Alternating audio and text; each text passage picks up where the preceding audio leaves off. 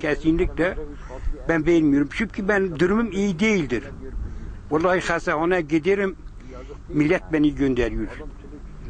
Ama ben çok şerpezliyim, ben çok perişanım. Ev istiyorum, daire istiyorum. Ben daire istiyorum abi, bana da daire ver. Burasıdır, ben daire istiyorum. Ben mecbur daire istiyorum abi, mecbur ben. Çünkü dışarıdayım. Bir sürü çocuklarım vardır. Onlara bakacak hiç kimse yoktur. Ben 7 nüfusum. Benim nefes darlığım vardır, şeyim vardır, bronşitim vardır, her bir türlü hastalığım vardır. Vallahi millet beni gönderiyor, getiriyor. İmza vermedim ki. Bir şey bana demedi. Ben kaç sefer Tokyo'ya gittim, dedi biz bir şey vermeyeceğiz, daire vermiyoruz, dedi biz 15 milyar para vereceğiz. Ben dedim ola ben vermiyorum, ben dışarıdayım. Çoluk çocuğum perişan, ben dışarıdayım. Evim yoktur, bir şeyim yoktur, yuvam yurdum yok. 60 milyar verdiler, etmediler, ben vermedim.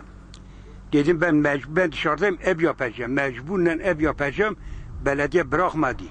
Bir türlü belediyeden şey etmedik. Bir şey çıkartamadık ki belediye ruhsat vermedi ki ev yapak. Dışarıda kaldı.